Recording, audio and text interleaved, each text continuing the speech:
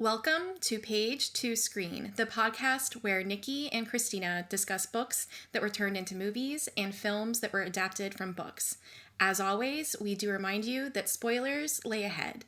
Now, we invite you to decide with us the age-old question, which is better, the book or the movie? Oh, baloney. It's another Page to Screen podcast episode. Oh, Lord. Welcome back to Page to Screen. We took a quick break, and now we're back. And joining as always is my favorite little runaway, Christina. Hello, Nikki. How are you? Girl. I am ready. I am ready to get down with Mrs. Basil and her mixed up files. I brought all of my gambling winnings, so we are good to go. Okay, good. I'm glad you have the money because I spent all mine. Listen, hot fudge ain't cheap. Yeah,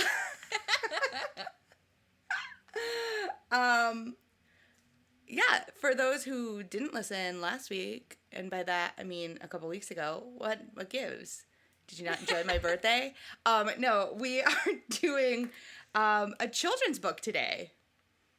Yeah, we are doing From the Mixed Up Files of Mrs. Basil E. Frankweiler by E.L. Konigsberg, which was published 1967, and then we're pairing that with the 1995 made-for-TV film of the same name, and it has Lauren Bacall in it, directed by Marcus Cole. Oh, Lauren Bacall, we'll get to that. But I really enjoyed the book. This was Had you read this before? No, I was just going to say this is my first time reading it. See, I read it when I was a kid. It was part of my, and it fell right during my Egypt phase too. So I read this, like the Egypt game, it was a lot of those types of books that I was reading around the same time. So this was the second time, and I remember really liking it when I was a kid, and I liked it this time around as well. As an adult, I thoroughly enjoyed this, and I regret to inform you all I did not read this while at the Met. Because unlike in the book, you have to pay to go there now. Yeah, I laughed when they said it was free. I was reading, like, everything they talk about in the book. Like, I've been to the Met numerous times. Mm-hmm. I've been to the Met numerous times. And it's probably the Met is probably my favorite museum in all of New York City. Yeah. The Museum of National History is great, but just the whale room, that's my favorite. But the Met is, I could live there. But yeah, they're talking about all this stuff that's there, and I was like, no, it's not. Nope. Don't think so. So for me, it was really interesting to think about what it was like in the 60s. You know, to be wandering alone in New York City in the 60s. Because it's true, like they say in the book, no one's going to notice them. No one notices anything in New York City. Christina, you know this. Oh, for sure. You see that. Do you follow that Instagram? And I love the Met as well. I'm lucky enough where I've gone to the Met a few times, and it's one of those places that it's honestly probably one of my favorite places in the entire world. It's just I could go there, and I too can live there. I've never been there and felt like, okay, I'm done. I've always felt like unsatisfied. Like, there's more to do, more to look at. I think you and I are probably the same, where when we go to a museum, you're not just running through it. Like, I want to actually look at everything. I want to read all of the information underneath, the exhibit. And the idea of like living there is so cool. And when I was a kid, I just thought, wow, that would be the coolest to go and spend a night at the museum and just be able to kind of almost have ownership of it in a weird way. Like almost have the run of things of all these, collections and ancient artwork and history. It's so cool. So cool. If I were to spend a night at the Met, I would definitely want to do it in the Egypt room with Same. the, yeah. It's, And it's the thing about the Met is like it's like going to Disney. You can't do it all in a day. No, It's no. absolutely impossible. And unfortunately, I always start with the Egypt room because, oh God, you could spend hours. Like they've got that little pond in there, and they've got. I love the pond. Oh my God, I need to get invited to the Met Gala. 1, I'll be on theme, and 2, I just want to explore the museum at night. Like, the last time I went was with my husband, and we did the Egypt room, and then we went into the armory section, and he was just in love with that, and he thought it was so cool that they had all of these different like swords and battle armor from all the different centuries and different places. But I didn't want to rush him, but at the same time we only had one day there during our trip, and we had to get to the painting, so like we gotta go. Like, we have got to go. I always like the Frank Lloyd Wright house. Aww. Because it's my dream house. Yeah. Like I would go and just stare at the furniture in that room and be like, one day, all my mid-century modern dreams will come true. And then you look up that stuff online and you're like, never mind. I'm not made of money. I'll just move to the museum. Like that. I changed my answer. If I were going to live in the museum, I'd live in the Frank Lloyd Wright house. 100%. 100%, because I know that couch is probably comfy as anything. There was one thing that made me a little sad with the book, because it is set in the 1960s, and there was an afterword on mine. I don't know if there was on mine too. Okay, I wonder if we're going to have the same thing where the author is the one who wrote it, and she mentioned how, because I'm pretty sure that the afterword, she wrote it after 9/11, but before the Trump presidency. Yeah. So she was talking about the differences in New York between now, when she was writing the afterword, versus when she wrote the book, and how in the 1960s there was a lot of civil unrest and a lot of protests and a lot of violence, and how things, quote unquote, nowadays are different.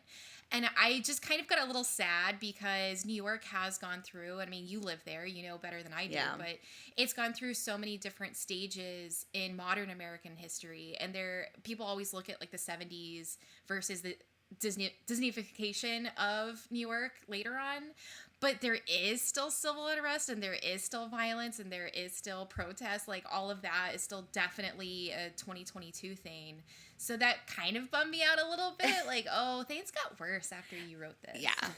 Well, the thing that threw me, too, was, like, because, you know, you and I weren't around when this book came out, you know what I mean? But, like, she talks about in the afterword that the New York City of today, the skyline, is the same as it would have been for Claudia and Jamie.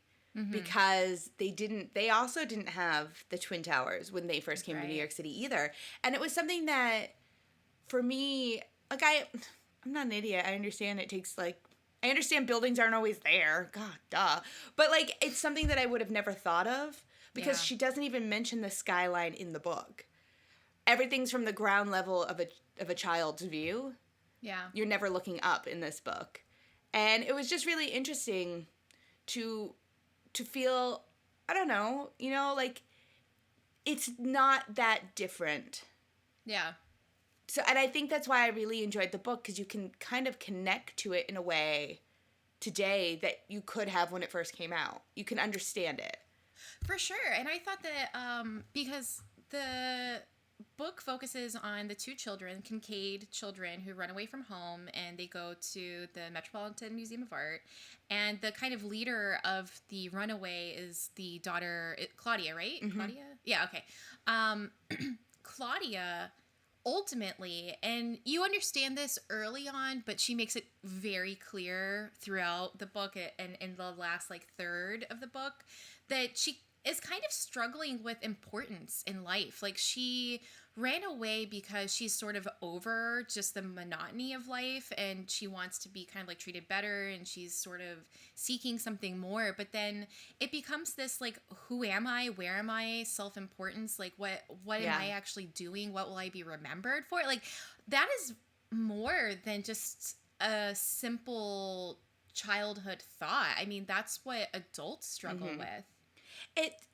The book is very coming of age without being like, are you there, God? It's me, Margaret. You know what I mean? Right. And it's very, like, especially the ending of the book, towards the end when they're talking about secrets and everything. It's this very deep sort of metaphor for what, like, I guess I'm going through too. As I get older, it's like, well, where do I fit in? What am I doing? And the fact that Claudia chose to run away to New York City, which is such I feel like that's something that a lot of people do in their late teens, early 20s to try and, find themselves, figure themselves out. Because as Frank Sinatra said, as Liza Minnelli said, if you can make it here, you can make it anywhere. Good fix. Correction that you did. Yeah. Eliza did it first. She did do it first, and I want everybody to know that. She did it first. She did it better. Sorry about it, Frankie. I'm not sorry. Franklin. Franklin Delano. Sinatra. Gosh darn it, Franklin. Franklin Sinatra, you've done it again. Who drank all the Jack Daniels? Franklin. Franklin Delaware Sinatra. What is wrong with you? It cuts to, like, a stick. I've lost my mind. Oh, you're going to be so fun in the old folks home, Christina. I'm already getting ready. This is my son, Franklin. Franklin Sinatra.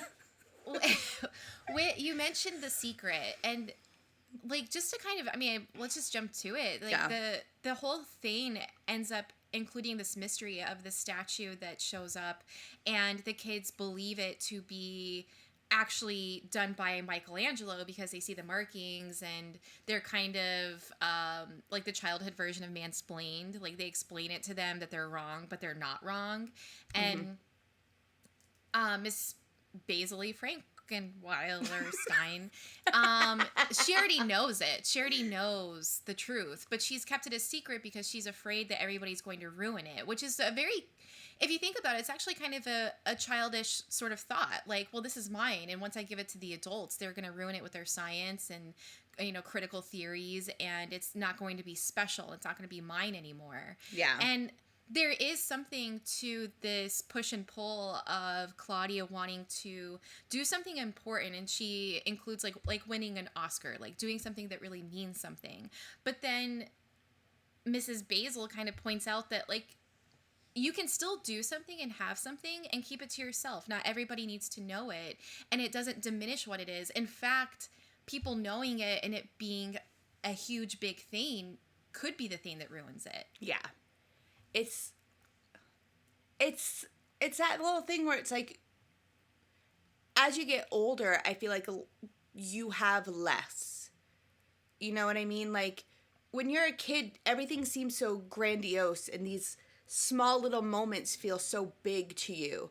And the older you get, these tiny little moments feel so small. And especially now that we're in this digital era where everything is shared so publicly and widely, there is nothing that you can really hold on to that is your own.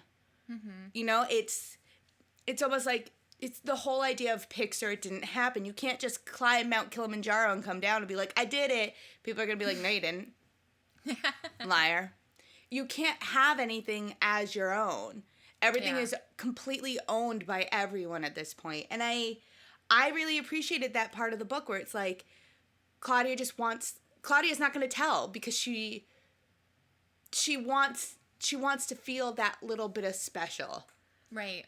And I got that. Like, I got that on a really deep level. And I was like, you know what? It's kind of like how I feel when I look at our upcoming book list. And it's like, I know something you don't. You know? You'll never guess what's coming. Like, that's how it feels, you know? Well, I also feel it like, I think it was some point this week I took a picture and I sent it to my husband. And I thought about, it was like a selfie, but it was cute. And I thought about posting it. And then I thought, well, I don't really want to post it. I took this for him. Like, this is a special picture just between us. And I feel like that a lot. Like, sometimes there are just things in my personal life that I don't really want to blast out to everybody. Not because I'm trying to keep it a secret. It's just... Oh, it's like every special. time you go to Disney? What? Like every time you go to Disney? Mm-hmm. Where? Mm-hmm. No, I don't eat at Texas Roadhouse. No, not a huge fan. Well, Not a huge fan. like Jesse and I went out yesterday, and we went out for a walk. It was only supposed to be a walk. And one of those sidewalk restaurants was opening, and we were like, oh, we should sit outside. Ooh. We should sit outside and have brunch. So we did with Zuzu. Zuzu's first time outside for a meal. It was horrible. I mean, she barked the whole time. We had to, luckily Jessie ordered a meal with bacon, and we bribed her a lot. But we did it, and there's no evidence to us doing that. Except for what we have. And it's our little thing, because we didn't tell anyone we were going to do it. We didn't even know we were going to do it. It was just a thing that we did, and it felt good to just do it. It's fun. Yeah, and it was, you know what, that Mrs. Basil's got some quotes that made me feel things. Oh boy, she is like Oscar Wilde level quotesmith. One of the ones that got me was the vacation stuff, which is like, some people spend all their time on a vacation taking pictures so that when they get home, they can show their friends evidence that they had a good time. They don't pause to let the vacation enter inside of them and take that home. And I was like, are you kidding me? I mean, this book shouldn't make me, it's a kid's book. Why am I having such a strong reaction? Am I Mrs. Are these my mix-up files? This was my favorite quote of the book. I love this quote so much. Happiness is excitement that has found a settling down place, but there is always a little corner that keeps flapping around. I loved that. I loved that too. Oh, you know what else I love? Wait, did you save the one about learning? No, but I do like that one too. She said, I don't know, because Claudia says something about, I think you should learn one new thing every day.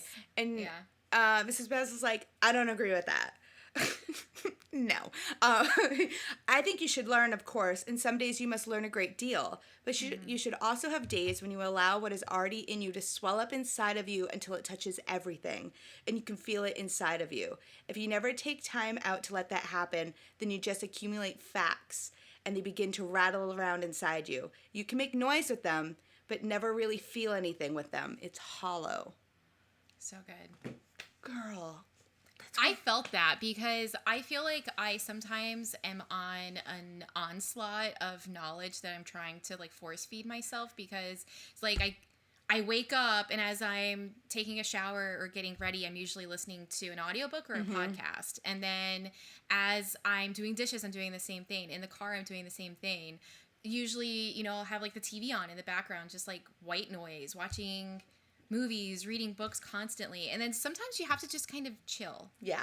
You have to sit outside in the sun or just take a walk without headphones in. And the one thing I've been catching myself doing a lot is putting on instrumental music, just so that I can like have something, but it's not something that is instructing my thoughts. It's just kind of allowing me to think with something in the background, because I think a lot of us are not taking the time to just be sometimes. Yeah. I've tried meditating. Yeah. And it's the hardest thing in the world, but I found an app that just plays soothing sounds for short periods of time. And yeah. Awooga, awooga. Just my laughter. But I don't take I noticed lately, I don't take the time out for myself. Like, just like you, I'm constantly, it's podcasts or it's Spotify telling me about new music, or I am drowning in, the sadness that is the local news. Yeah. And this week, I was like, I'm done. I'm done. I don't want to do this. I don't want to listen to the same stories over and over again. I literally can't handle. I'm taking on too much of outside influences, and I'm not really thinking about myself.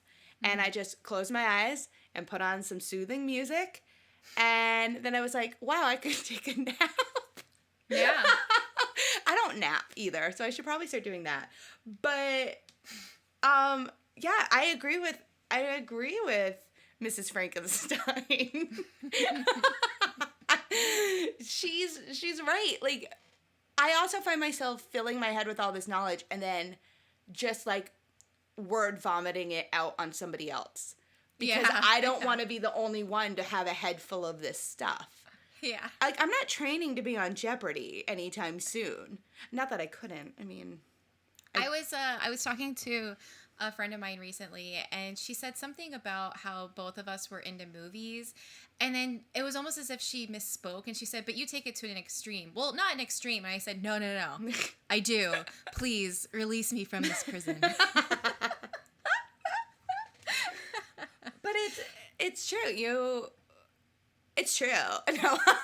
Yeah, we all do. Yeah. And the thing with Claudia that I think is very relatable is that there's a certain amount of like anxiety to her. Yeah. She wants her life to start now. She wants to do something big now. She wants to learn something new every single day. She wants to keep growing. And in doing that, you're freaked out because you think, I don't have enough time. Like, there isn't enough time. There's so much to do. And I like her with Mrs. Basil, because Mrs. Basil almost feels like an older version of Claudia, like someone who is now a recluse, just in her house doing her research, has accumulated all these things, and she has learned certain philosophies in her age, and yet she's kind of come a little too close to the bad parts of Claudia. Like, I think that Claudia could actually grow a little bit more than Frankweiler by the time that she's 82. Oh, yeah. She could... Frankweiler / Frankenstein is definitely the better parts of both Jamie and Claudia. Mm-hmm. Right? It is Jamie, right? James. Jamie. Sir James. Sir Jamie. Lady Claudia, right? That's what they said to each other. Yes. But it's definitely... She's the better parts of both of them. Because he's so carefree, except for certain things like money, and Claudia's so tightly wound, except for with money. And I think, Frankweiler is the perfect combination of these two kids, which is why it's so great to have those two characters, be the two who run around the museum, because it's almost like these kids are going to grow up to be like her, and she wants to be like them. Mm-hmm. And it's great. And I even love the end when Claudia's like, wouldn't you want to know for sure? I know. And Frankweiler's like, look, at my age, no. I know everything I want to know about it. I don't need to be convinced otherwise. And I hope that when I'm that old, not that I'm not already, I feel that old, but I hope that when I'm actually that old, I have that same sort of sense to be like, I don't need that extra knowledge, because everything that I've had from my past tells me everything I need to know. Yeah. Oh, I'm going to get emotional about it. Well, there's kind of a beauty, and this is where I hope that, you and I both have this little inner child that we have not yet killed. Yeah, no. That kid's gonna stay around for a long time. We're like Peter Pan.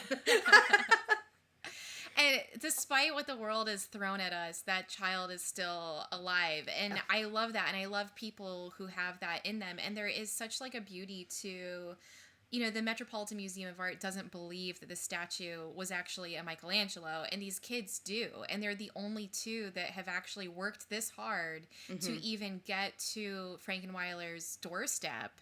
And the fact that she sees it, the fact that when she locks them in, this sounds horrible for a second.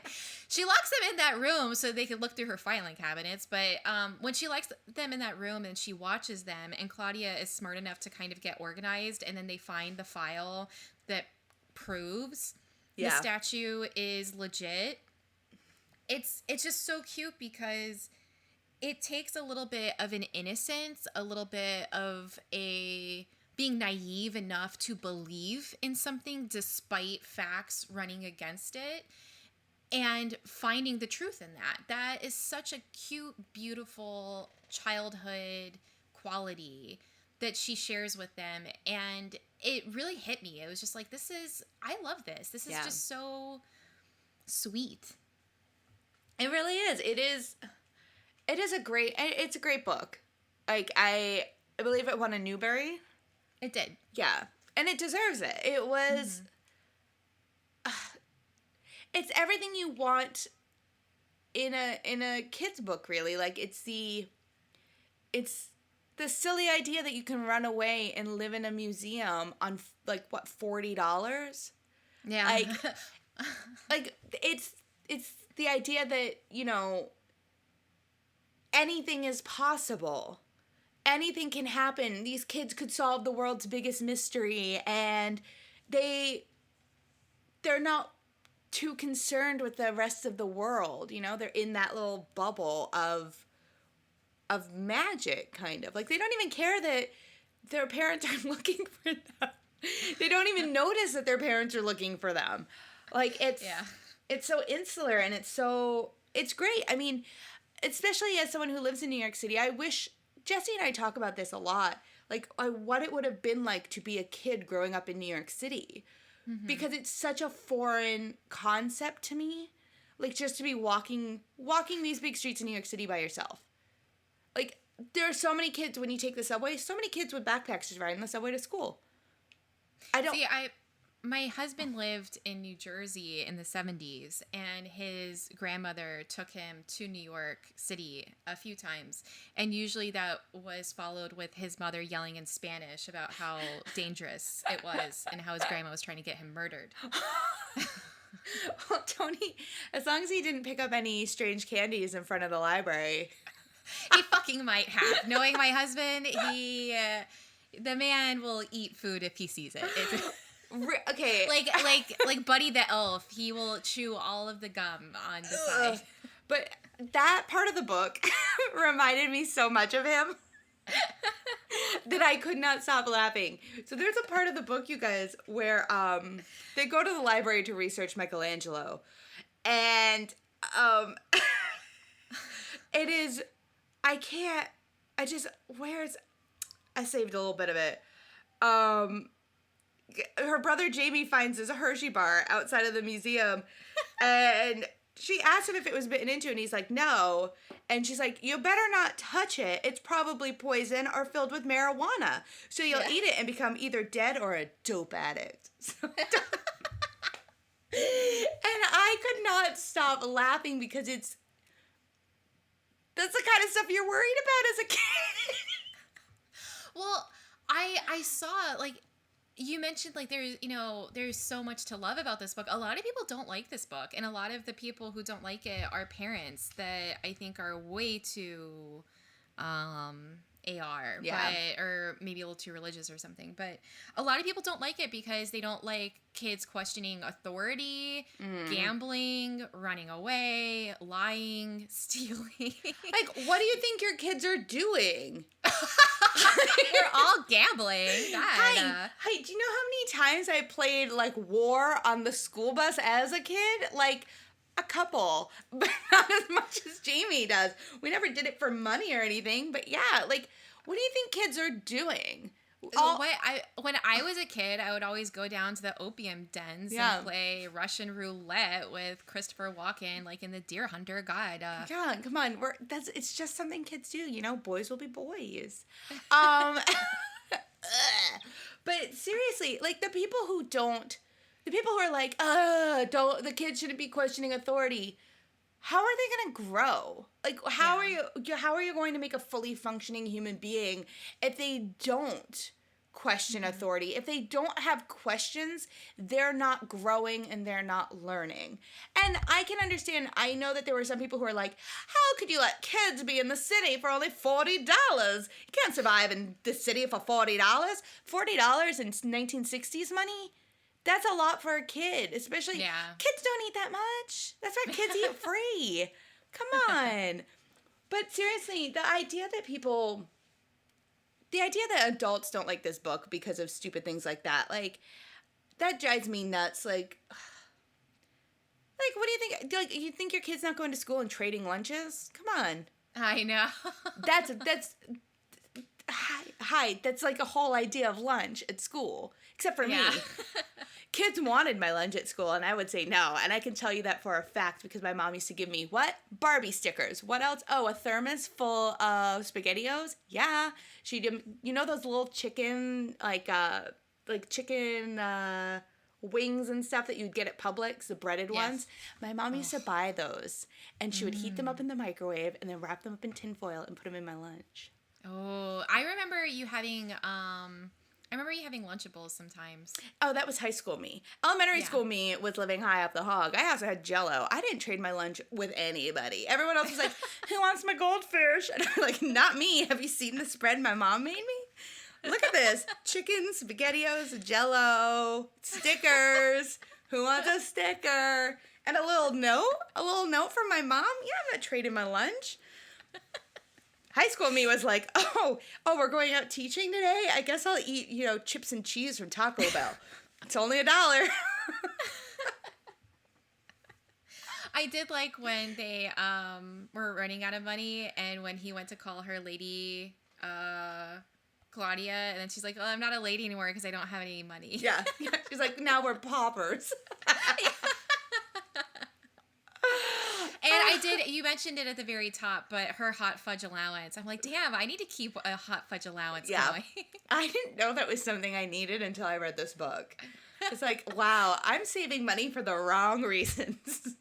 I found this book to be, I don't know, I really liked the book. There wasn't anything like I disliked about it. I thought everything was fine. The characters are good. It made sense. I thought it was really fun. It like awakened that just obsession with like museums and wanting to learn more that I had when I was a kid, especially like between the ages of like, I guess like maybe 7 and like 10. Yeah. Like that age is just so much fun, and that this book kind of feels like it's perfect for that age. But I was surprised at how funny things were. Like there were times where I laughed out loud, and the first one was when right when they're sneaking away and he gets off of the bus and he's all noisy and she's like, why are you so noisy? And it's because all of his money's in the pennies that he has won gambling. And it's weighing down his pants. Yeah. It's such a kid thing too. Like that's the beauty of it. It's such a kid thing. Or when he uses later his on when compass. they actually get to the museum, there's when they're like noticing everybody, and then they notice the people with the matching orthopedic shoes. Yes. And I thought that'll be Nikki and me one day. Or today. I don't know. Or today, maybe. I also love the ingenuity of these kids to be like, okay, here's some school groups. This is how we're eating. Like that's so smart. And then when they're like, when they go down to the cafeteria and they're like, who shall we eat with today? They're like scanning the crowd for the right age group to have free lunch with. I was like, these kids are geniuses. I love them so much. So much. Have you ever eaten at the Met? Yes. I love that little cafeteria section that they have. Yeah. In that like section, and then they've got the giant glass windows that look out onto the like rolling grass. It's so pretty. What I will say, the Met has the better food options than a lot of the other museums I've been in. Especially because they also have on the set, you know, the big grand staircase that you always see in photos, like at the Met. Not the big staircase for the Met Gala, but you know, like in Ocean's 8 when they're walking down those stairs. I was going to say Ocean's 8. I'm like, I think that movie shows it the best. Yeah, when they're walking down the stairs with the jewels, like walking out because they're evacuated. if you go up those stairs, if you're looking at the stairs and you go up and you go to the right, there's a little cafe area right up there that serves like wine, and I think they have like little cheese platters, and they do live music at night. Cool. Like they used to do a happy hour thing there with like a live piano player, and you could get wine and cheese, and it was like, oh, this is the life that I want to live. Like, I want to be that person. I want to be a museum patron. Let me just throw it out there. I want to be a patron to the museum. Same, yeah. But I think they want like a lot of money, and I'm like, here's $5. Yeah. Oh, 10,000 to start, and all you get is one coupon. Oh. Yeah, listen. This is more money than I expected. I just gave you $5 so I could get in. Do I get to go to the Met Gala next year? No. Oh, can I have my money back? This is such a tangent, but I remember when we were very excited, when my husband and I were excited to go to the Met during the New York Comic Con trip, and the Met was the first thing that we did on that Monday after the convention ended, and we were both really excited about getting wine and cheese like in the middle of the day, because it just felt so posh to get some wine and then go look at like some fucking Warhols or some shit. And we both had con crud so bad, and we were so sick that we almost couldn't even go to the Met. But we figured it out. We were like, okay, let's get really jacked up on Dayquil and caffeine. We're gonna go. And we did. And then all we could eat while we were there was mint tea and miso soup. That was it. Oh. So sad, but it was so fun. It was still such a good trip, and it was so nice. And the miso soup was really delicious. I think the Met now, is it the Met that has the rooftop too?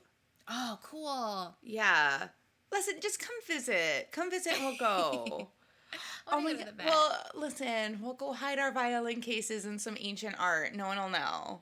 Wait a minute. We should do a page to screen tour bus where, okay, we're going to go by the Met. This is where Angel killed that guy. This is where Christian Bale walks into the dry cleaners. Shut up. Yes. 100%. Yes. Page to screen tour bus. Hey, everybody. We're doing tours so that we can afford to be patrons of the museum. Do you see that CVS?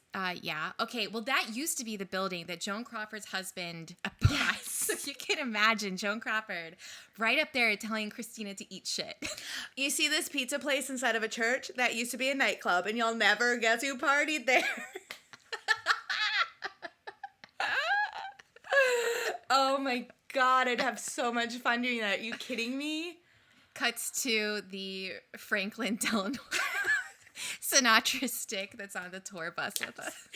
This is Franklin. Hey, Franklin. Give Franklin your money. Oh my God, that'd be so much fun. That'd be a lot of fun. You know what? One of these days, we should definitely go somewhere together. It's probably here in New York, and just take pictures at all of these locations so we can. That'd be so fun. Just so you fun. and me. We'll do our own tour. And you know what? I know you're not drinking alcohol, but I will buy you wine at the museum. I'm a teetotaler, but I can watch you. I can watch you bathe in it if you wanted to. I would. Me bathe at the museum? Okay. That was another one actually that I saw people complaining about, that they took a bath together. They're kids. They're siblings. It's not that weird. Yeah. It's not like she's 18. It's not weird like French movie stuff. Oh my God, it's not kids. the Blue Lagoon, you guys. It's not Blue Lagoon. It wasn't weird until you made it weird. Yeah. Oh my God, you guys are trying to flowers in the museum this. Like, it's not, that's not how this works, everybody. It's not flowers in the attic meets night at the museum, okay? Now that would be a movie I would have to watch. Well, would you like to start talking about the movie? Could we ignore that movie? Now, there are two movies. So one of them, it's the one that we watched. This is from the 90s. There is an older one. We were talking about doing that one, but we only did the Lauren Bacall one. It's easier to find. It's on Tubi. It's for free with ads. Yeah. The other one, you have to go to like this website. And when I pulled it up, it was pretty grainy. I personally have difficulty with that. I get a little annoyed. Well, it's very hard to focus. Yes. When it's like that and you're just like, I can't do this. I mean, I'm sure that down the line, if we find a version of it that's actually a clean version to watch, or if, like, you know who should, hey, TCM. Yes. Please. If TCM can play the Phantom Toll booth like 4 times a year, why can't you bring this out? Yeah. If I have to watch the Phantom Toll booth one more time on your channel, you're going to hear from my lawyers. No, so we do have this one, which is a 90s film made for TV. And it definitely feels like a made for TV film. Oh, 1,000%. And I love Lauren Bacall. I just want to say that right out the gate. I love her so much. I love Lauren Bacall. And I, before this movie, would have sworn up and down she could do no wrong. I don't blame her. I don't blame her. I don't blame her at all. I love her. I was happy when I saw her. I was happy anytime she was on screen. I love her. She is a queen. I think she is so freaking beautiful, and her voice and just her fucking vibe. Yeah. Lauren Bacall vibe when she was 18, Lauren Bacall vibe in the 90s. She is just too much, and I love it. Yeah, she is. She's stunning. She's gorgeous. She's Linda Evangelista. Did you stone those tights yourself? She can do no wrong. Like, everything about her was just, she's so pretty. But this movie was not pretty. This movie was not. This, I'm trying to find a way to explain it. It's basically like, remember when we did the birds last year and the only thing they took from that were killer birds? Yeah. This movie is like the only thing they heard about the book was 2 kids live in a museum, and that was it. Because the rest of the movie it's not a page-to-screen adaptation. It's not, and it feels just very low budget, too. It feels sort of like a really good high school production of this book, but the people only had an internet synopsis of the book, so they had to fill in a lot, and it was weird too. And I don't want to, it's funny, I feel almost like protective because they're children actors, but they are 100% older than us, so yeah. But even like the acting on their part was a little awkward at times, a little stunted, and it's not their fault, but it just like I wasn't even connecting fully with them. Yeah. And in order to sell this book as a movie, I think you need to like knock out little kid actors or a director that's very good with little kids. And I think that one of or both of those things were not working in this movie at all. Correct me if I'm wrong. Didn't she have like 3 brothers in the book? Yes. Okay. Yes, and she picks the one with the money. Yeah, because she's supposed to have like the one brother who does the pencil sharpening, shaving crap in the trash can that drives her nuts. And then they have the little newborn baby kid who's like in the 1st grade, very young, and everyone has to take care of him. And then there's like the middle boy who has all the money. Because I think she's the oldest of all of them, right? Right. Yeah. The movie gives you one older brother, her, and then a younger brother. And the movie was awkward in that in the book, because she's the oldest, she's given a lot of responsibility at home. So she is in that in-between age where you're more responsible for things, but you're still a child. Yeah. And in the movie, Jesse looked at me and was like, wow, he was like, setting women's liberation back a bit, aren't we? Because there's a part where it's the very beginning of the movie, too. She's told to go set the table, but her older brother is studying, and he has all his stuff all over the table. And she's like, you have to move. I was told to set the table. And he was like, well, can you blah, blah, blah. And then the mom comes out and is like, move to the family room. And he's like, I can't. It's full of towels. And the mom looks at the daughter, who is not the oldest child and is not complaining about the towels, who already has a chore to do, and goes, go clean up the laundry off the couch. Yeah. No, why can't you're telling the other kid to go work in the room. Why can't he go do it? And then as she's doing it, the little brother's underneath of all the laundry on the couch. And I was like, oh my God, now it's all dirty. Now you have to wash it all over again because that little boy's all dirty and he's underneath your clean laundry. It's like a continuation of the when we noticed the Battleship board game, and it's like fun for the whole family, but it's just the father and the son playing, and in the background it's the mom and the daughter cleaning dishes. Yes. And that's the whole movie. Is like she is Cinderella. Mm-hmm. And everyone else is having like the family orders in takeout, and they make banana splits, and then they're going to watch television together. And it's the mom, the dad, and the two boys watching TV, and the girl is clearing the table. What is happening? You said they ordered in takeout, and now I want Chinese food, like, really bad. Yeah. Jesse and I have a new rule where we're trying to save money, so we can order in once a week, and we can have a outdoor experience once a week. That means eating outside. What outdoor experience? Yes. Well, like, we have a bar around the corner from us, so we could go to the bar and have drinks. You know what I mean? Like, we can go out, but we can't. I got mugged. Does that count? Well, if you lost your money, it does. But you know what I mean? Like, we can go out and sit outside and have a meal, and we can order in the same week. But we only have those two options during the week. Like, we can't order in. That's a good idea. That's a wise limitation. But we already ordered in because we just came back from my parents' house, so we can't. Yeah. It's like, live your life, but within reason. Yeah, because we spent so much money on groceries. Listen, Claudia, being an adult sucks. Don't grow up, Claudia. Stay a child. I was annoyed with how much they threw in with her parents because I felt it was so unnecessary. Yeah. Like, her parents didn't need to be there. No. It was just awkward. Like, even the older brother didn't need to be there. The older brother's a doofus, too. He's so dumb, and he's played by the guy from My So-Called Life, who is not Jordan Catalano, because that was Jared Leto, right? Yeah. Back when he was a good-looking kid. But it's the other guy. I think his name on My So-Called Life was David. He had, like, blonde, curly hair, which he does in this movie, too. And he's totally in love with Claire Danes' character on My So-Called Life. He's supposed to be her best friend, and he gets mad at her at one point because she friend zones him so she could be with Jordan. But that's besides the point. Anyways, he's an awful older brother. He hangs up the phone when the kids call.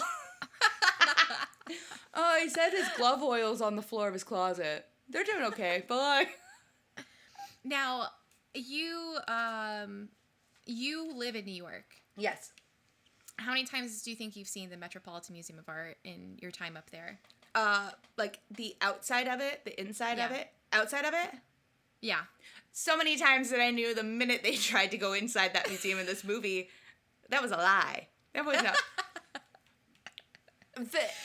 So you get to be the expert on the podcast. So you don't think that they did a good job?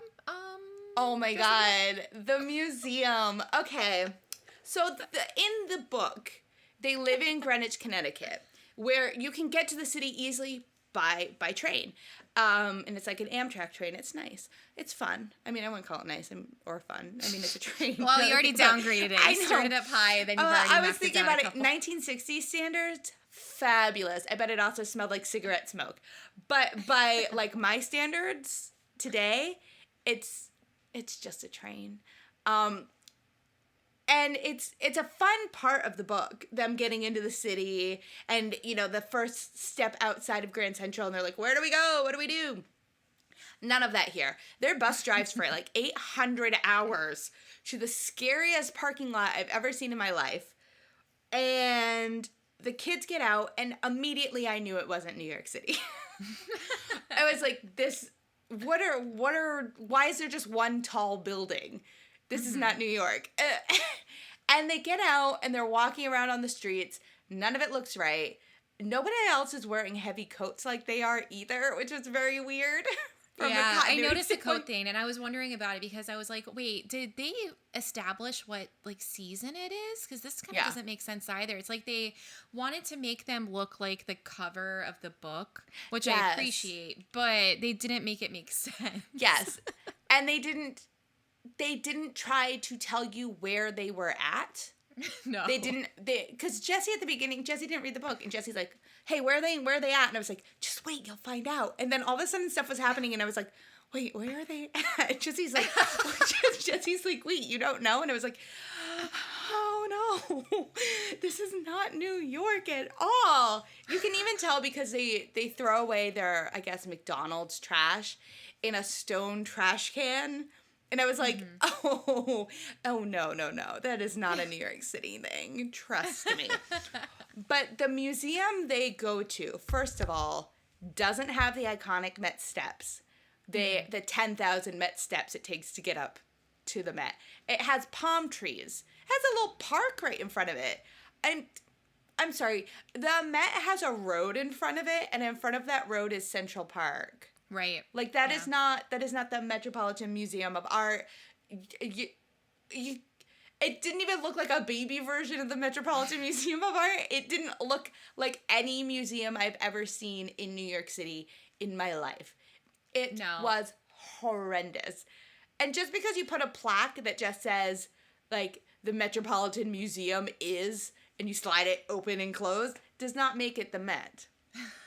I'm sorry. No, it's funny because like the Metropolitan Museum of Art, it's when we were walking to it, I had GPS directions on my phone to make sure like we got there, and I had to I could turn those off like 15 minutes before we even got to the door because I just looked up like there it is. It's huge. Right there. It is That's gigantic. It. I can see it.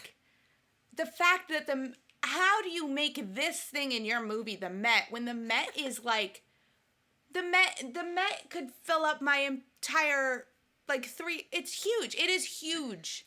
Yeah. It is gigantic. And this museum they walked into was like, I don't know, a museum for ants? It felt like they just went to like a courthouse. Yes. And they put up some curtains and they got a few pillars and put some lights up and called it a day. Yeah. Honestly, it looked more like a library than a museum. It does. It does look more like a library. It was awful. It was an awful representation of the Met. And I'm curious. I would love to know why they weren't able to film it in New York. Everything. You can film anything in New York. Why don't you just come to New York? There's certain things that like they're doing they're in pre-production for the Down the Rabbit Hole Holly Madison thing. Yeah. And there's always like that part of me when you have a story like that. Well, like how are you going to do the Playboy Mansion? Because that's kind of important. Like you can't just pick a house. We all know what it looks like. It's so iconic. It's so specific that I don't know how you fake that location. And with this, like you can't fake the Met. And if you do fake the Met, you need to do it all out. You need to actually like do the stuff they do nowadays where they like map it and then they completely reconstruct sets that look identical to it, but maybe just on a slightly smaller scale, but one that the camera won't notice. Like there wasn't enough thought or effort put into masking the location in this movie at all. Yeah, no, like I hate to be the one to tell you this, Christina, but we don't have palm trees in New York City. I know the book says a tree grows in Brooklyn, but it ain't a palm tree. I'll tell you that. Like it was just a mess. And even the Met is like regal. The Met, going to the Met feels like you're going to the Met Gala. You know, you feel like you should be dressed up sometimes when you go there because you're looking at things that are just so spectacular. For sure. Yeah, it's like even the paintings that you're not even excited to look at feel so grand when you see them there. And when they walked into this museum, you could have had a statue of Ronald McDonald. I would have been like, okay. Because nothing felt regal about that. And the description of, the thing that made me mad was the way they described Angel in the book. The Angel statue is in the Renaissance room, which is a gorgeous space to be in at the Met. And it's sitting on this beautiful pillar with crushed velvet. It's not just sitting. It is sitting on top of crushed velvet because it is a delicate, piece of, plaster and, well, marble, I guess. I shouldn't call it plaster. It's not plaster of Paris. I didn't make it myself.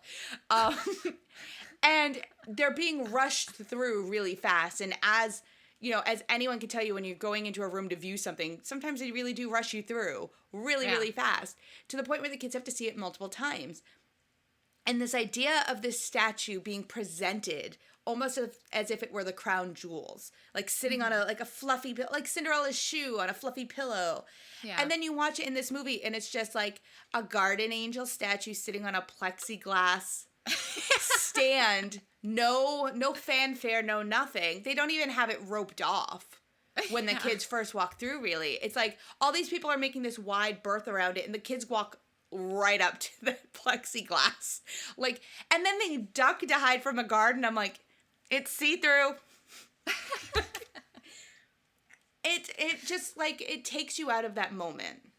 I wonder, and I didn't do any research into this, so I'm not too sure if you did, but like, I wonder what the security was like at the Met in like 1967, because when I went, they had a ton of security and there was a ton of cameras and you could tell that they had the light sensors and stuff like up the wazoo in every single room. And I remember like at one point I was standing next to Carlos and like I put my hand on his butt because I want to do that. And then I just like remembered we're surrounded by cameras, so someone definitely just saw me be a perv at the Metropolitan Museum of Art. And I'm just like watching the movie and I think I only saw one ceiling camera in it. Well, and it's weird because the movie is not set in 1967. No. It's set like contemporary 1990s. And it's weird because you would think, okay, if they're going to try and say the security is bad, they would have made it a period piece. They would have put it in the 1960s or even like the 1970s or the 1980s. Yeah. But security when I was there was pretty good. And I went back in 2003 I was there. I mean, that was just weird. It's like a weird thing to not address and to show in like weird ways where security's good, but not that good. And also this isn't accurate for the 60s or the 90s. It's weird. Well, I wonder if in the 60s, because they mention in the book that they have a night watchman who patrols the roof like Batman, because apparently that's how people were going to break into the building. But I wonder if that was the actual thought process, like, oh, we just need a guy on the roof like Cirque du Soleil, because with like a black eyeliner and Nirvana's playing. He's just like Rambo. Just hiding on the roof.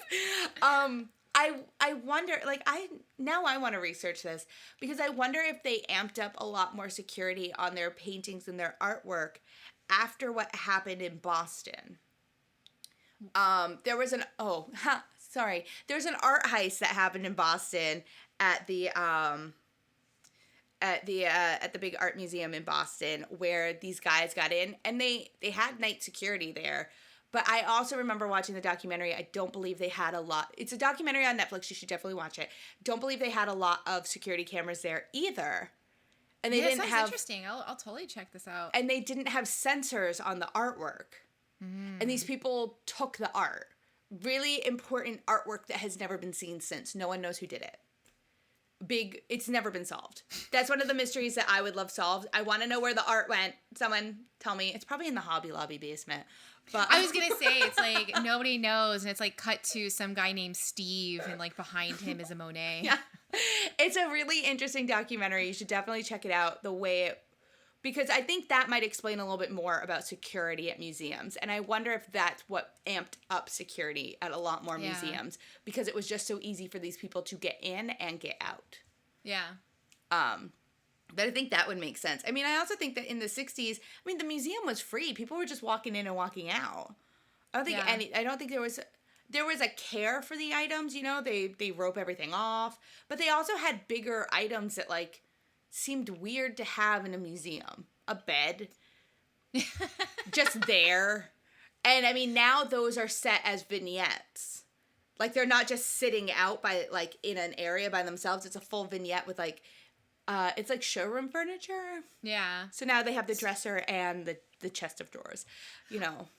I like, though, that the Met is so diverse in what they have there. Like, I didn't realize this until recently, that they've got the because they've got a fair amount of like fashion in there, but that they had the shoe collection, and as part of it they include the pleaser shoes that like strippers usually wear, and it's just like cool, like oh, that's cool, like you guys even have that. I mean, that's so neat. It's just like the amount of different areas that they have on display. It's the reason why that place feels so enormous and so just, you can't finish it in just a couple hours or even in a couple days. No. I cannot stress how jealous I am that they live there for a week. I know. And they spent all their time in one section. It drove me bonkers. Fucking idiots. Yeah, like, do you know how, honestly, and I wonder if it's because they don't have a lot of what they have now. Like, I would have loved to spend, like, I would have been up in that Zen garden area. I love that part. Right? It's so relaxing in there. And it's like, oh, look at me. I just came out of this little house. This is fun. I remember being in the modern art section, which was a section I wasn't, like, I was excited for it, but it was, like, a little bit lower on the art section. And I was sitting there, and I was just staring at a painting, and I just kind of felt lost in it. I just felt, like, just so... It felt good just to sit there for like 15 minutes. And I wish that I had more time to just find pieces like that. Ones that I'm not even excited for or searching for. And instead they find me and I just kind of can enjoy it for a moment. Like I want to do that so bad. I'm throwing this out there. The Metropolitan Museum of Art should host an Airbnb. I want to sleep in the museum, please, and thank you. And you should get to choose which section, too. Just saying. You're already making qualifiers to your demands. Listen, I'm like Anna Delvey. Like, I need... What are you, poor? I need to pick the best section, okay? Seriously. Not one of the creepy ones where it has all those dummies and stuff hanging around. I don't want to see that when I wake up in the morning.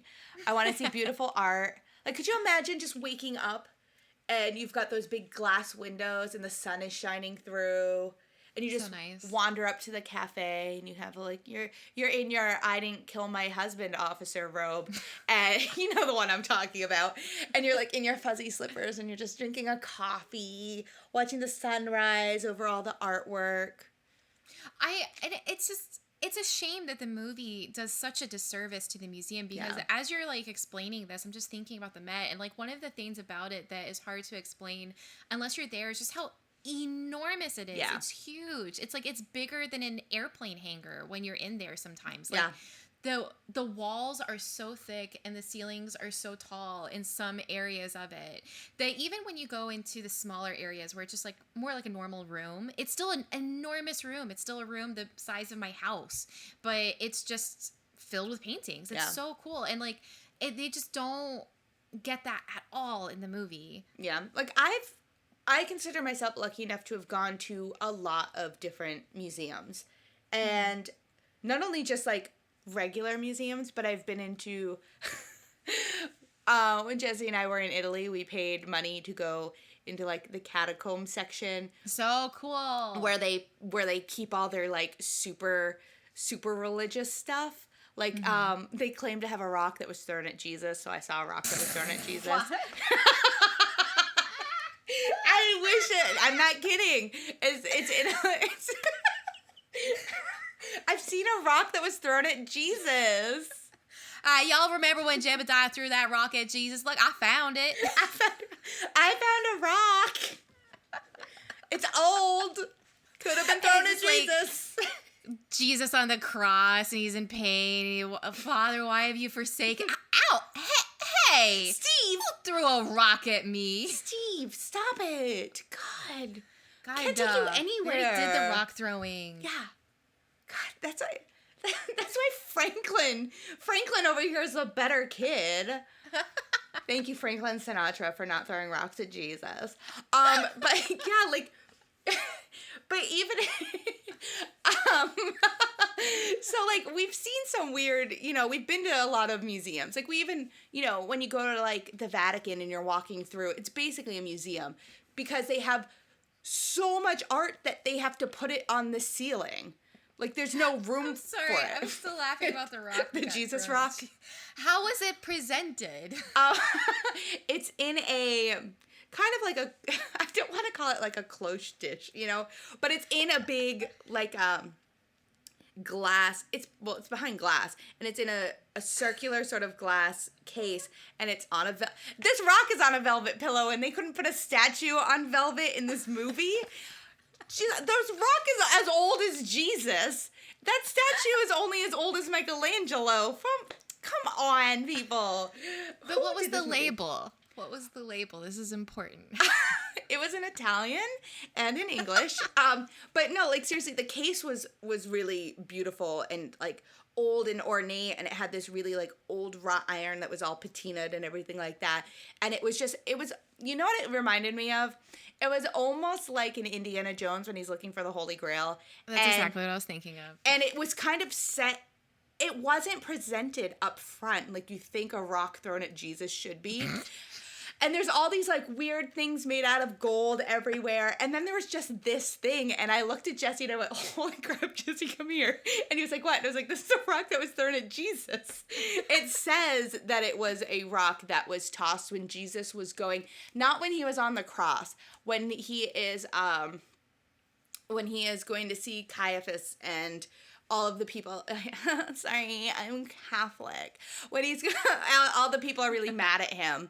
And it's before they decide that he's supposed to go on the cross, that people have started stoning him on his walk there. They're saying that it was a rock, it was one of those rocks that hit Jesus, and it was supposed to have some blood on it or something. Yeah, I knew there was going to be some blood. Yeah. Duh, he's Jesus. That's like Amber Heard shows up. That's my blood.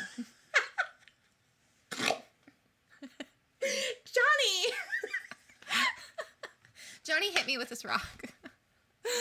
Oh, Jesus Christ, literally. But yeah, it was like, it was set in between a couple of other super, super old things that were, like, super delicate, and they couldn't put light on it because they're basically, like, I don't know, they're, like, allergic to the sun. They're, like, vampire items or something. But, yeah, it was just it was interesting. I really enjoyed it. I enjoyed it more than when we went into the churches, and I was like, Jesse, look at this wood carving. And Jesse goes, that's not wood. That was awkward. Yeah, they, Christina, come to Italy with me. I'll show you all the dead bodies that are just left out in churches. I'd love to. I'd love to see them all. As they dry up, it looks like wood. So I want to go to the Mummy Museum. Ooh. For a minute there, I was like, I know she means the legit thing, but did someone make a Brendan Fraser museum? I want to go to that too. Listen. If someone wants to start a Brendan Fraser museum, call us. I remember the first time I went to the Met and they've got the mummies there, and I was just like, dead.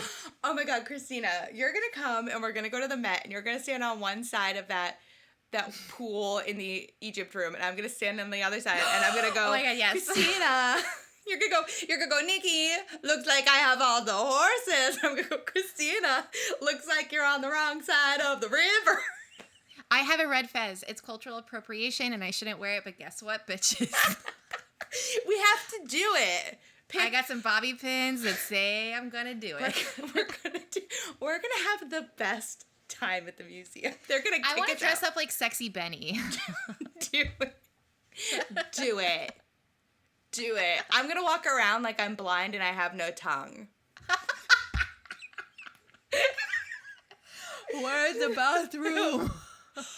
What did you say? Immortal. No. This is how you know that we didn't like the movie. We're talking about every other movie we can think of right now. I genuinely found myself zoning out in the last half of the movie. Oh, thank God, because I did the dishes during the last half. I had to rewind it because I actually watched it when Carlos fell asleep downstairs. I was like, well, now's as good a time as any because he's sure as shit not watching what he said he's watching. So I had to rewind it, and I thought that he was going to get annoyed. Like, please don't rewind this movie I don't want to watch. But he was so asleep, he didn't even know. And I had to rewind it a second time. I love that Carlos fell asleep because guess who else fell asleep on the couch? Oh my God. So if we ever want them to fall asleep so we can do something else, we'll just put this movie on. Honestly, because there's been other movies that Carlos was not interested. I've told you, it's like Ever After. He said he wasn't interested in. He watched like a decent amount of that movie because it's a good movie. Yeah. This movie is not one of those like, oh, it's just something that Christina and Nikki are watching. It's not good. No, it wasn't. It just wasn't enjoyable. And towards the end, I got really mad because I wanted Lauren Bacall's Mrs. Basil to be more like the book. Same. And she wasn't. She wasn't this wealth of, she wasn't like a Yoda with all of this knowledge that she was bestowing on us in these weird sentences. She just kind of was like a normal lady.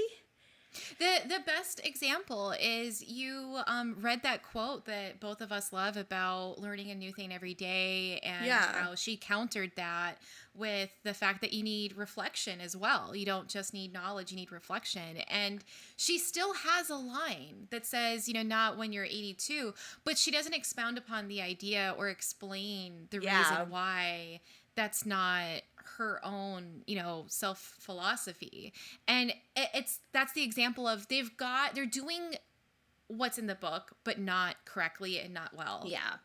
It was just kind of upsetting. And then the other thing I love about the book is just the book and the movie, the kids both have an hour to find the file to know for certain if this statue is a Michelangelo or not. And she specifically says in the book, do not make a mess. And then you get to the movie, and these kids are literally, it looks like, in the movie Newsies when they are storming the newspaper place, and they're just ripping papers up all over the place, and they're just like, yeah, that's what these kids are. These kids might as well have just, like, put piles of stuff everywhere and just went, whoosh. I was so offended because all I kept thinking was, Mrs. Basil's going to have to put all that back. Like she says in the book, it's done in a very particular way. Please don't screw it up. And the kids don't. Like, I'm like, my skin is crawling thinking about the mess they made. That mess, though, that scene, there's two things that come to mind about it. The first one is that it really just shows a lack of understanding of the source material and these two kids, because they might be up to no good. They might, be against totalitarianism and following authority blindly and all that kind of stuff. But at the end of the day, they're still respectful. They still know that they have to pay for things. Yeah. They still feel bad when they've made mistakes. They still know that they have to make their bed in the morning. In the book, they not only know they can't mess this up, but they try to even make it even more organized as to how they review her files to figure it out. And that scene is just so stupid because it's someone pulling something that visually they think will be more fun for the audience while completely misunderstanding the story and the characters. Yeah. And then that leads me to my second thing, which was there's something about this movie that at first I found charming in that there's a very old school, almost like a vaudevillian, like a 1940s, almost like a Miracle on 34th Street, George Cukor kind of silliness, like almost like just a silly type of approach to a lot of the choices. Like one of them is when she hides the violin and she makes this crazy fucking face. The girl, it's like she's walking away and then she turns and realizes that she can fit her violin in this like huge massive like pot thing, and she makes this crazy face. And all I can think of is that this would have worked if it was like Red Skelton in a movie, okay, in like 1941. That would have worked. It does not work in this movie. Or even like Charlie Chaplin, black and white, like a extreme close up on her face while she does it. And that room is the same thing. It's like, this would have been funny in a different movie, but certainly not this one. Yeah. It just didn't fit. And It doesn't. That's the other thing. The kids, I think that's one of the reasons I really dislike this film, is that in the book, the kids are likable. The kids are funny. They call themselves like Lord and Lady. They imagine that they're living in this palatial palace. They talk about taking luncheon, and what they're actually doing is just like, eating cafeteria food. And it's the imagination of the child making it bigger and more grandiose than it is. Like when they're at Mrs. Basil's house, and Claudia's all upset because they didn't wait for her to start lunch, and then the waiter comes over and mentions all that stuff in French, and she's like, "I'll have that," and then it's served to her, and it's mac and cheese, and she's like, "This is just macaroni and cheese. This is," and Mrs. Basil's like, "Yeah, I might be fancy, but I'm a plain girl." Like that. Like, these kids are trying to be. It's the idea of like two kids stacked upon each other in a trench coat. You know what I mean? Like, they're trying to be adult, and there's this whimsy and there's this beauty to it. And then this movie kind of ruins that, because these kids, I didn't like them. They kind of come off as like rude a lot of the time, kind of insincere, like not really caring about each other. Whereas they insert this weird, stupid thing about, well, Grandpa said that my lucky symbol was an angel. Well, Grandpa said you were my lucky symbol. Okay, cool, whatever. But in the book, these two kids, like, I have two older brothers, and when you're kids, you hate each other.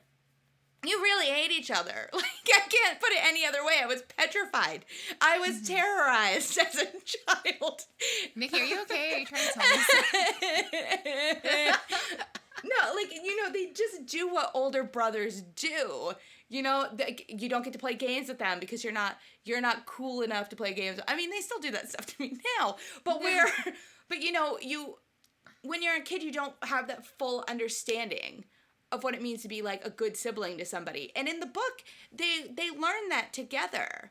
They do. There's the point when they actually get to the city and they're bickering, but they realize that they're working as a team. Yeah. And they're working as a team for really like the first time, and they're still bickering, they're still arguing, they're still doing the same thing, but this time it just feels different. And it is different because they're a team and they're working together, and there's a huge difference between just two siblings and a team of two siblings. Yes. And that's the problem with the movie. Yeah. It's just two siblings who never fully connect in the way that the book characters do. I have two directors that I would want to readapt the book. Mm-hmm. And I'm going to tell you their names, and you have to pick amongst the two of them. Oh my God. Okay, tell me. Okay.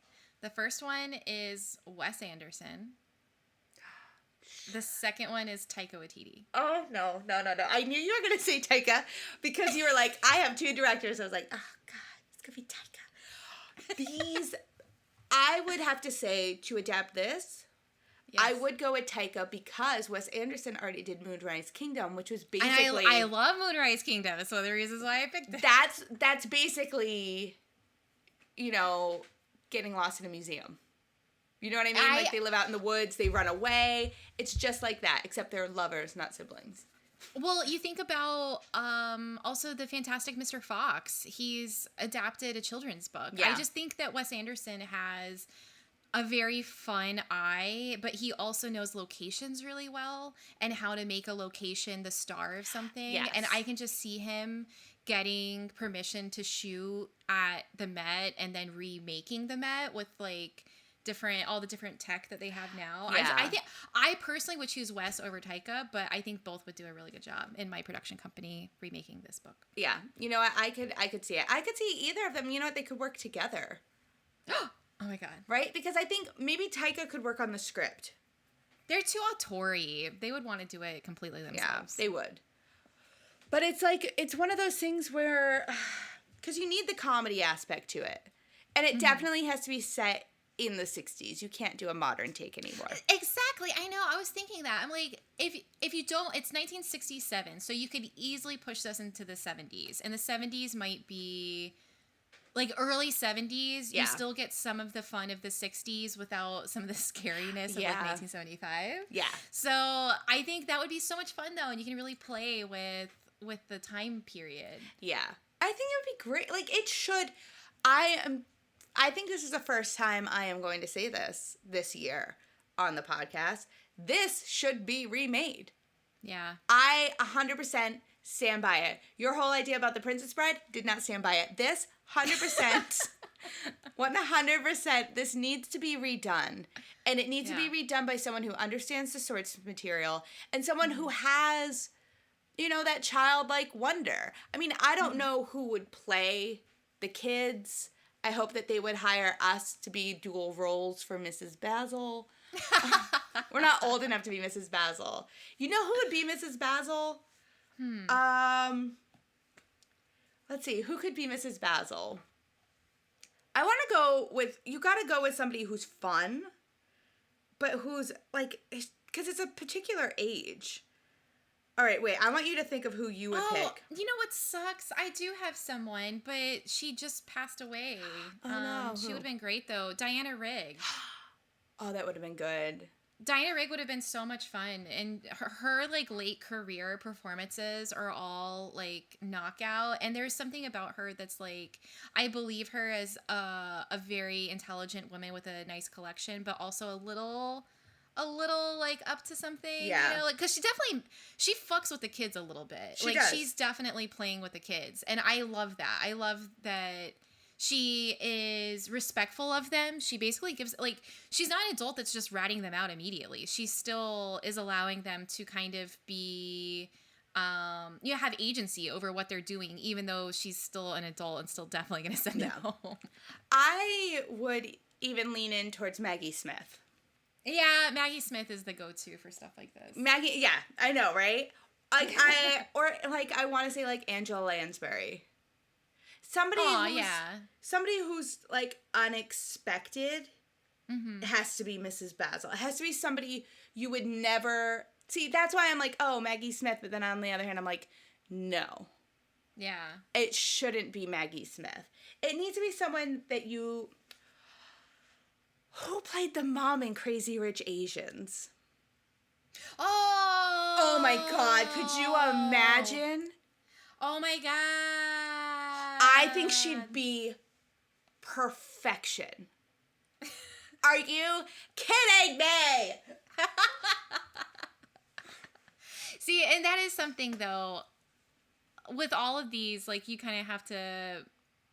You need to increase the representation, though, because it is a very white. Oh, yeah, super white. I mean, they live in Greenwich, Connecticut, Christina.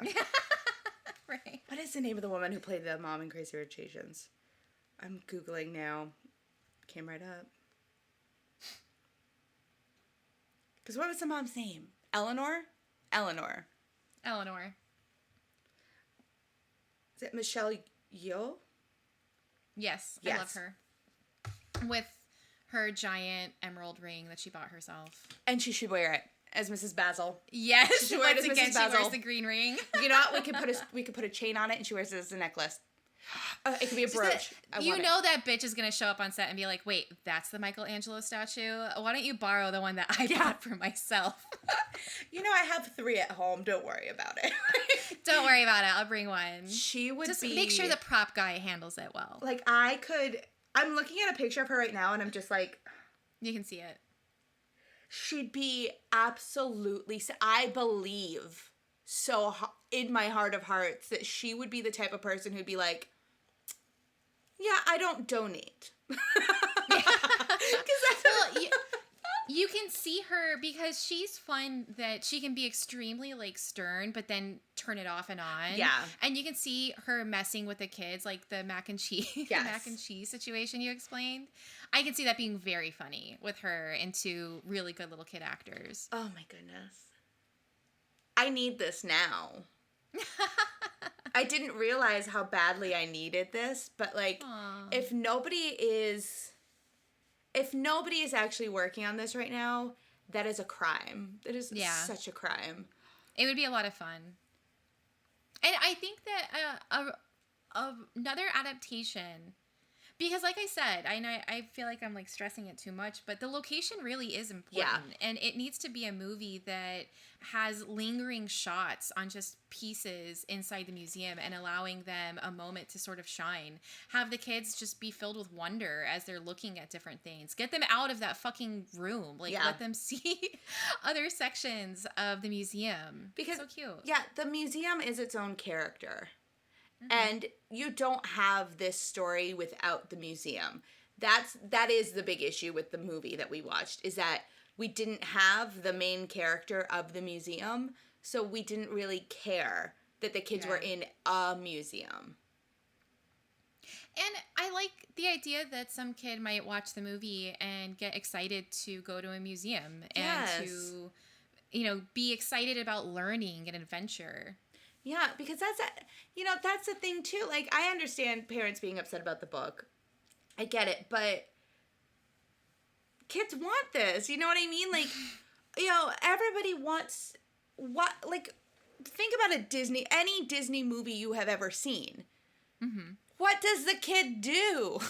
Yeah. They don't stay home. If you stay home, you don't have a story. Bitch is always running away. Yes. Everyone's always running away. Snow White ran away because she was going to get what? Murdered. Ariel ran away. Moana ran away. Yeah, because she wanted to save her people. Little Mermaid, Ariel ran away. Yes, because she wanted a better life for herself, because she wasn't going to get educated under the sea under her father's rule, because her father is totalitarian.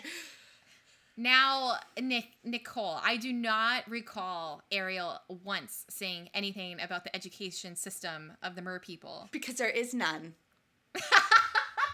Oh, damn. Good answer. Yeah. She wants to know what's a fire and why does it, what's the word? Burn. You think the fish are going to teach her that in school? I don't think so. And you know the fish are teaching, because why they swim in a school. I've had too much time to think about this, and I've had too much coffee. The only time that they are teaching is music class with Sebastian. Yeah. Oh, yeah. If I want to learn music, I'm going under the sea.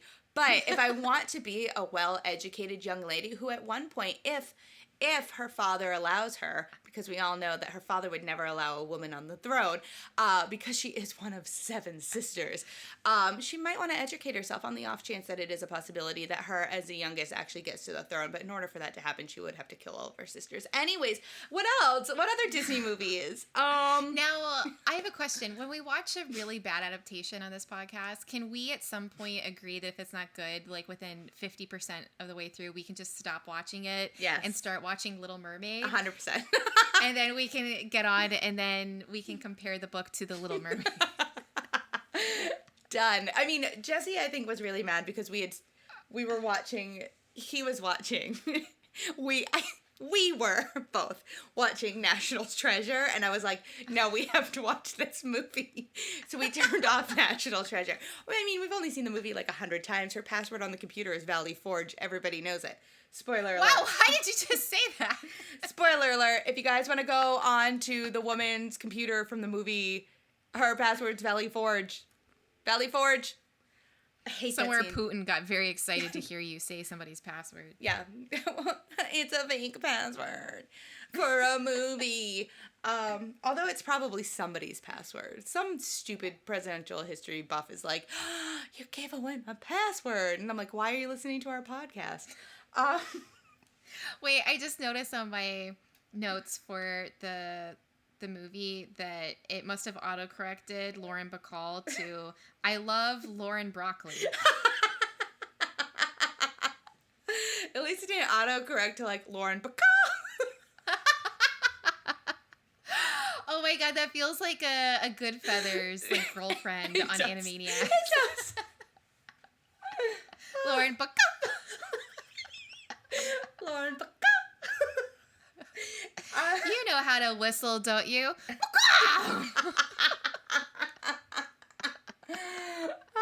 You just pucker up your lips and oh my goodness. Yeah, we really didn't like that movie.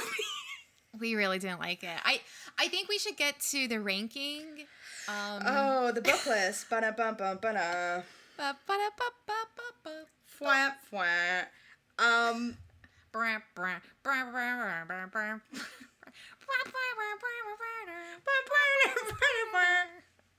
Fwah. So, the book list. We're just gonna go right into it. Yeah. Right? Okay. Still at number 1 is a tie. Casino Royale / The Princess Bride. Number 2, Dr. No means no and yes means yes. The patriarchy has got to go. Number 3, The Commitments. Number 4 is Cinderella / Ever After. Number 5 is Willy William Wonka. Number 6 is Bridget Jones. Number 7, How Stella Got Her Groove Back. And number 8, From the Mixed Up Files of Mrs. Benedict Cumberbatch Frankenstein. It's the movie just... I'm sure that if we watched the other one, we might feel differently. But this movie has really just... It's a black note, I guess, for this. It's just, it's a missed shot. Yeah. It feels unfortunate. It feels kind of like a little bit of a cash grab in the 90s. Yeah. Something that would be easy content. You get someone like Lauren Bacall, everyone's going to watch it, but it's really inconsequential and forgetful. Yeah. And that's sad because the book is good. Yeah, it is sad because the book deserves better, I think. When Wes Anderson listens to this podcast and decides to remake this, we will watch the movie and update you. Yes. Yeah, especially if he gets Michelle to play Mrs. Basil. That'd be so much fun. If it's Wes Anderson, I know exactly who he would cast. He would cast Tilda Swinton. No, then he can't do it. He can't do it. Sorry, Wes. Taika, thank you for listening to the podcast. We'd love for you to do this movie. Thank you. See, Taika, I don't know that he would cast anyone specific. He probably would do someone weird. He would do an open casting, I think. Yeah, he would. It'd be someone cool. Yeah, Taika has a very diverse casting. He does. There's a lot of people that like come and go frequently with him. He seems loyal to like his friends and his other people, but he's also not beholden to a specific cast either, which is nice. And they should move fast because I definitely think the kid from Jojo Rabbit, either of those two kids from Jojo Rabbit, should play Jamie. But that's just my personal opinion. I think that Jamie could be played in two different ways. I feel like this movie played Jamie more because we talked a lot about Claudia. Like Jamie in this movie to me was too cute 90s boy. Yeah. And too confident. Jamie to me will either be one of two ways. One will be almost like the little brother in a lot of 80s movies that's kind of like a hustler and way too old for like an old soul in a little tiny body. Like that kind of kid. Or it would almost be like the kid in kind of like the Nick Frost looking kid in Jojo Rabbit or the kid in The Haunting show with like the big glasses, kind of like this awkward kid, but he comes out with these random quotes that sound like a 45-year-old man and you're like, what? Okay, cool. So like him gambling would be both a surprise and not a surprise at all. Yeah, I feel like it's very much like is Wendy's in Peter Pan, Wendy's younger brothers are John and Michael, but one of them's a little bit older than the other one. Is it Michael who's the older one? Or is it John? John's older. Yeah, I feel like he would John's have to the be... one with the hat. Yeah, I feel like it would have to be like John in Peter Pan, where he is both strong and confident in certain aspects, but then he is also scared when things get a little weird. Yeah. Yeah, and, for sure. And like the big glasses. Yeah, it has to have glasses.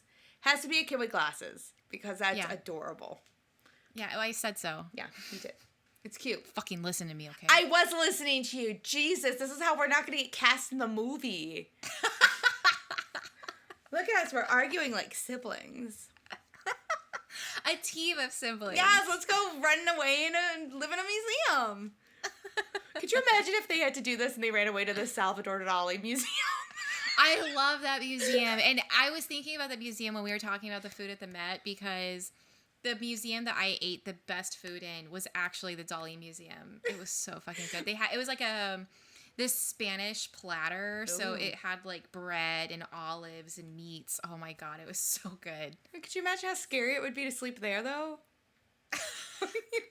You wake up and you're like facing a bunch of melting clocks. What time is it?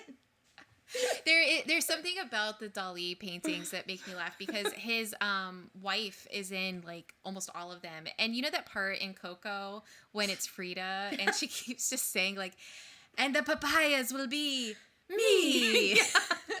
Because like Frida put herself and everything. The Dali Museum is very much like that. It's like, and then the angel will be my wife. I love that scene in Coco. When Coco's like, yeah.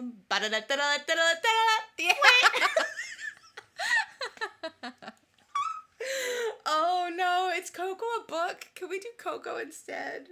I love Coco. Oh. Mama Coco. Oh. Oh, Mama Coco. He choked on a chorizo. No. Hey, chorizo.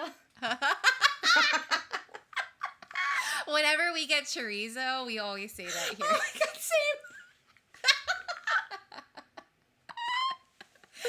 Oh, I love that movie. It is I, Frida Kahlo. That's what I say before I pluck my eyebrows.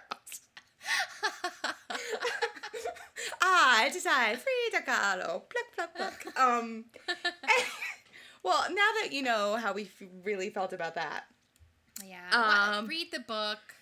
Skip the movie. Yes. I was just going to ask you what... I didn't need to ask you. We all know. The book was better than the movie. Read the book. It's adorable. Let your kids read the book. Let your kids have adventures. Just, like, maybe don't let them run away to a museum. Please tell them the museum's not free. They can't just go anymore. But yes, have fun. Go to a museum. This is, like, if I had a kid, I would have them read this book, and then I would surprise them with taking them to a museum. Like, I would so want to have them try, even if it's not the Met, like, just experience what it's like, get them excited about it ahead of time. That's so fun. Yeah. And wear PJs. I would wear PJs to the museum. With my... Why? Because we're going to pretend that we're sleeping. We're going to find where we're going to sleep in the museum. Like, if we're going to run away, we're going to find our bedroom in the museum. Let's go. That's when I wear my I didn't kill my first husband robe. And slippers. Listen, it's New York. Nobody's going to question my outfits. Well, we are moving on from children's books. Wait, is the next one? I guess a young adult book, right? Is the next one's not young adult? Is it young? Is it like full adult? Isn't it historical fiction? I would say it is historical. No, it's not fiction. This really happened. Well, no, historical, because it's historical fiction. It's all based on true stuff, but it's still put in a narrative. No, I think it's legit. It's not a history. Like a biography? I don't think it's a biography, but I'm like these ladies lived and did this stuff.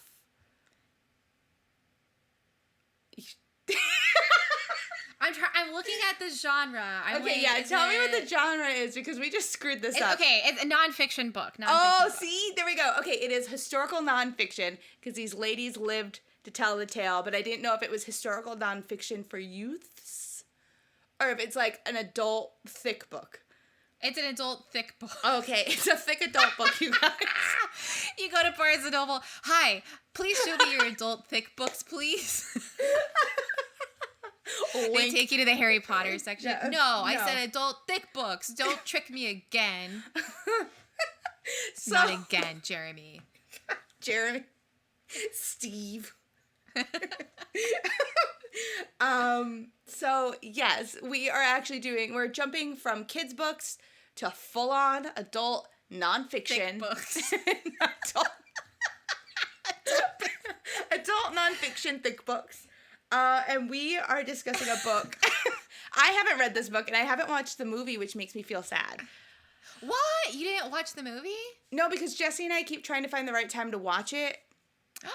Yeah, we're really awful. Oh my God, you're gonna really like it. I know. I'm so excited about it. I've seen clips from it, and I'm like, yes, girl. We are reading and watching Hidden Figures.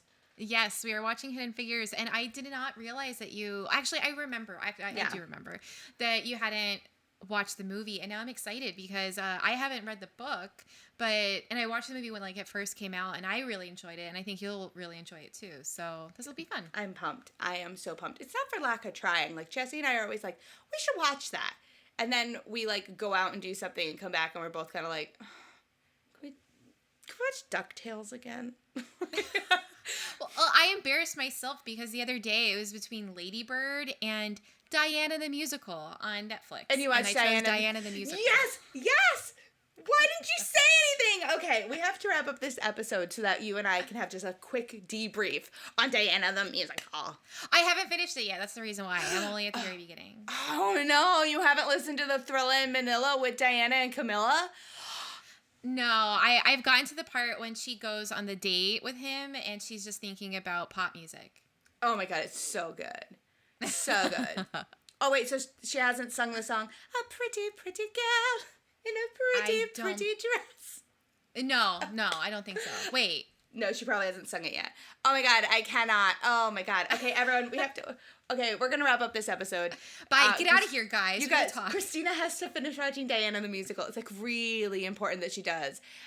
It's nominated for exactly 1 Tony for Best Costume.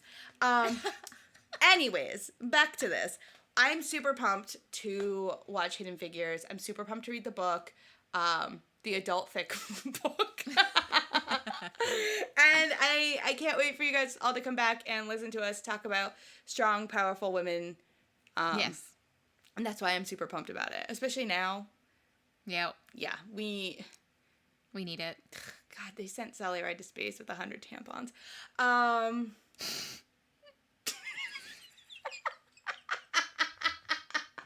Space, the final frontier. We're talking about it next week.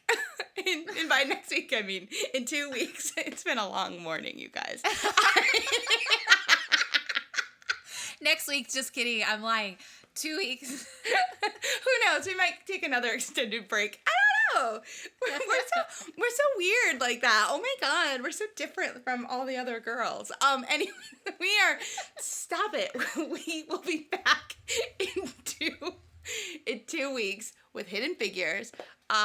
Thanks again to our Q, Jesse. Thank you, Jesse. Yeah. Thank you, as always, to Christina. Me?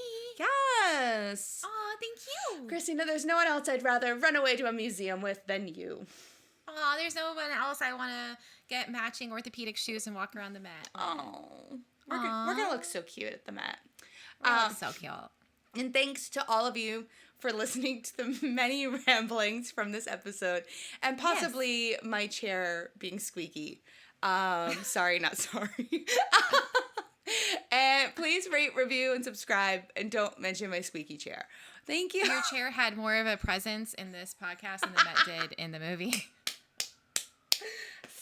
Brilliant. So, yeah, join us in 2 weeks for the next episode, Hidden Figures. And with that, bye, Christina. Thank you. Goodbye. Bye. Bye.